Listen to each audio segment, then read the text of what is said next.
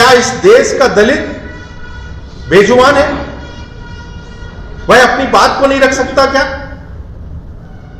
आज भारतीय जनता पार्टी ने इस देश को राष्ट्रपति अनुसूचित जाति वर्ग से देने का काम किया, अनुसूचित जनजाति से राष्ट्रपति देने का काम किया, हमारे अनुसूचित जाति के राज्यपाल बनाने का काम किया, हमारे अनुसूचित जाति के उप मुख्यमंत्रियों को बनाने का काम किया। कांग्रेस आज बताए कि ये बेजुबानों को जवान देने का काम जो भारतीय जनता पार्टी की मोदी जी की सरकार में और भारतीय जनता पार्टी का संगठन कर रहा है, क्या यह गलत है? दलितों को जवान देना, दलितों को अधिकार देना, महापुरुष बाबा साहब अंबेडकर को सम्मान देना, ये क्या गलत है? कांग्रेस को पूछना चाहता हूं। 55 साल लोकसभा में तेल चित्र नहीं था बाबा साहब का। क्या उनको शर्म नहीं आती कि जिस विधानसभा, जिस लोकसभा को वो चला रहे हैं, वहां बाबा साहब का तेल चित्र क्यों नहीं है? वहां तेल चित्र लगाया गया। माननीय वीपी सिंह जी की सरकार और अटल बिहारी वाजपेयी जी की जब सरकार थी, दोनों की संयुक्त सरकार ने प्रस्ताव पारित किया और बाबा साहब का तेल चित्र वहां पर लगा। इतना अपमान बाबा साहब के साथ। और आज भी आपको बताते हुए दुख होता है, जहां जहां कांग्रेस की सरकारें हैं, वहां पे उन्होंने जो नियम कानून बनाए हैं, उसमें उन्होंने धार्मिक आधार पर आरक्षण देने का काम किया। मैं किसी वर्ग विशेष का नाम लेना नहीं चाहता हूं, लेकिन मैं बाबा साहब का अनुयायी हूं, तो मैं ये कह सकता हूं कि बाबा साहब ने स्पष्ट लिखा है संविधान में कि आरक्षण आर्थिक आधार पर, गरीबी के आधार पर और सामाजिक स्तर के आधार पर दिया जाएगा, ना कि धर्म के आधार पर दिया जाएगा। ये कांग्रेस संविधान को कई बार तोड़ने का काम किया। नेहरू जी ने अपने कार्यकाल में मुख्यमंत्रियों को पत्र लिखा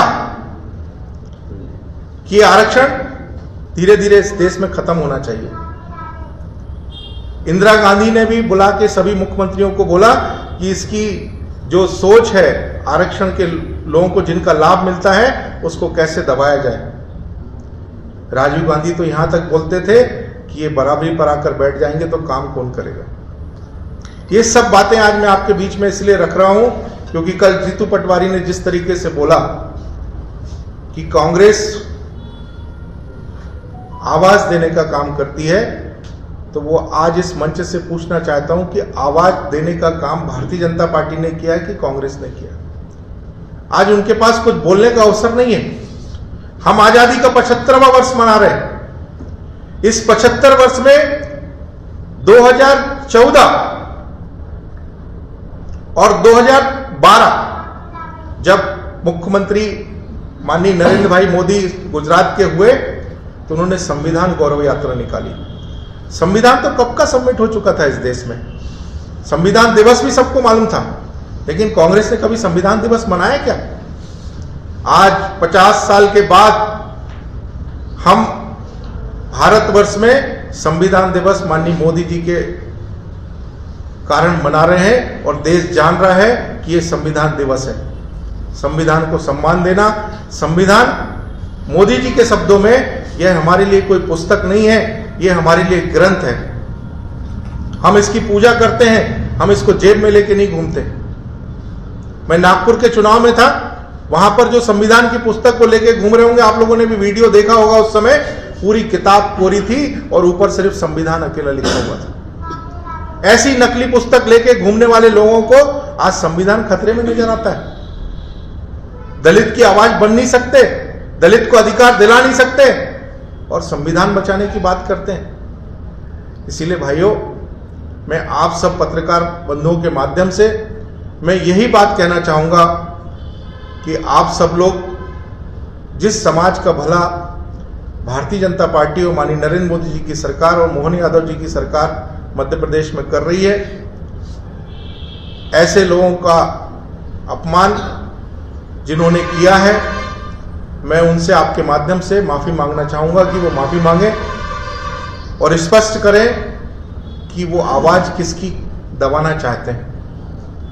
आजादी से लेकर जो लोग बेचारे दबे कुचले थे, आज वो संपन्नता की ओर बढ़ रहे हैं। क्या कांग्रेस उनकी आवाज दबाना चाहती है? बस इतना विषय मैं आप लोगों के बीच में लेकर आया था और बाकी का विषय आपने कहा था नेहरू जी के एजगार की जम्मू कश्मीर किस आधार पे आपका, किस तरह से आप एक काम करें, वहाँ के कुछ नेताओं की फोटो निकालें और कुछ दिल्ली के नेताओं की फोटो निकालें और दोनों को मैच करें, और अगर और अंदर जाना है तो उनका डीएनए टेस्ट करें। आपको खुद स्पष्ट हो जाएगा कि मैंने जो बोला है वो सही है। डीएनए किसका टेस्ट करें? आपने मैं उसको पूरा खुल के नहीं बोलना चाहता। आप वहाँ के नेताओं को फोटो निकालें और दिल्ली के जो हमारे कांग्रेस के नेता हैं उनकी फोटो निकालें और उनका डीएनए टेस्ट करें। आपको खुद पता चल जाएगा कि क्या स्थिति थी कांग्रेस की वहाँ पे। कांग्रेस के बहुत सारे नेता हैं प्रमुख, अगर आप ऐसा कह रहे हैं तो किन नेताओं के बारे आपको भी मालूम है मैं किसके बारे में बोल रहा हूँ, आप मेरे मुंह से मत बुलवाइए। बता दीजिए सर, हमको याद हो जाए। चलिए आपको सब याद है, कोई बात नहीं, चलिए आगे चलिए। हमें नहीं मालूम सर, इसलिए आपको आगे चलिए।